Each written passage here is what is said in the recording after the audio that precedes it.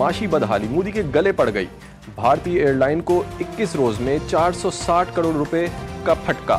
پاکستانی فضائی حدود انڈین طیاروں کے لیے تاحال بند. پروازیں آدھا ملک گھوم کر بحیرہ عرب سے گزرنے پر مجبور. لمبے روٹس کے باعث فیول اور دیگر آپریشنل اخراجات پر اضافی اخراجات. ایئر انڈیا، آکاسا ایئر، اسپائس جیٹ، انڈیگو ایئر، ایئر انڈیا ایکسپریس کی پروازیں متاثر. دورانیہ دگنا ہونے سے بھارتی مسافروں کو کوفت اور شدید پریشانی کا سامنا. بھارت نے اسرائیلی نمائندہ بن کر پاکستان پر حملہ کیا. صہیونی ریاست روز اول سے ہماری دشمن ہے. پاک فوج نے فوری طور پر اہل غزہ کا بدلہ لے لیا. حکمران اجازت دیں ناجائز ملک کو اینٹ سے اینٹ بجا دیں گے. مولانا فضل الرحمان کا جوش و ولولے سے بھرا خطاب. سربراہ JUI کا کہنا تھا کہ مودی کا باپ بھی ہمارے ملک کا پانی بند نہیں کر سکتا. جب غزہ پر حملہ ہوا تو مودی نے اسرائیل کی حمایت کی. فلسطین کسی صورت تنہا نہیں.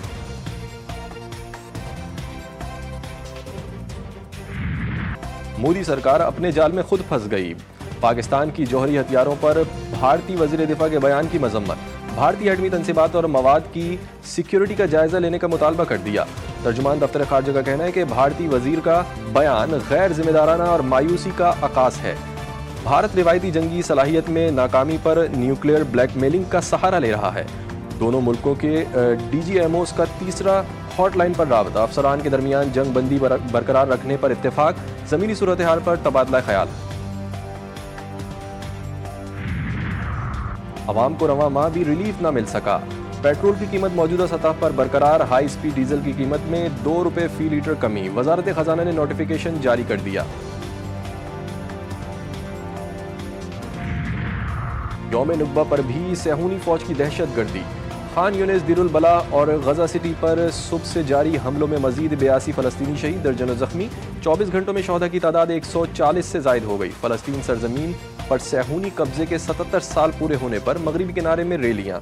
شرکا کا بے دخل فلسطینیوں کو واپس آنے کی اجازت دینے کا مطالبہ. مغربی کنارے کے شہداء شہر توباس میں بھی صہیونی فوج کی فائرنگ سے 4 فلسطینی شہید.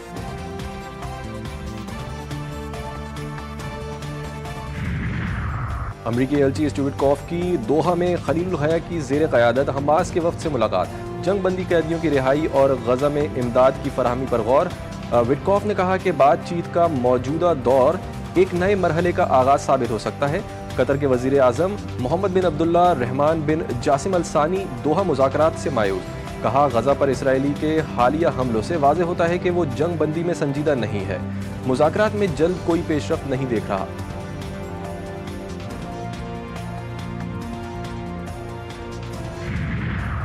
HBL PSL کی واپسی. لاہور قلندرز اپنا آخری راؤنڈ میچ 18 مئی کو پشاور زلمی کے خلاف کھیلے گی.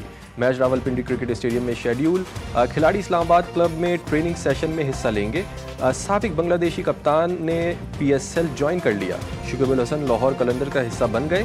انہیں ڈیرل میچل کی جگہ اسکواڈ میں شامل کیا گیا ہے. شکیب الحسن کل سے اسلام آباد میں اپنے اسکواڈ میں شامل ہوں گے. فرزندان اسلام سنت ابراہیمی کی ادائیگی کے لیے تیار. قربانی کے جانوروں کی خریداری جاری. ملک بھر کی مویشی منڈیوں میں خوبصورت جانوروں کی آمد. کہیں بکرے کی دھوم تو کہیں بیل کے چرچے. خوبصورت اونٹ بھی لوگوں کی توجہ کا مرکز. دمبوں نے بھی منڈی میں دھاک بٹھا دی. ہزاروں افراد اپنی اپنی قریبی مویشی منڈیوں میں پہنچ گئے. خریداروں اور بیوپاریوں میں بھاؤ تاؤ. اور ملکہ ترنم نور جہاں کی صاحبزادی گلوکارہ ذل ہما کو بچھڑے 11 برس بیت گئے. ذل ہما کو والدہ کی شبیہ بھی کہا جاتا تھا. انہوں نے فنی کریئر میں اپنی ماں کا انداز اپنایا اور ان کے فن کو زندہ رکھنے کی کوشش کی اور بے پناہ کامیابیاں سمیٹی.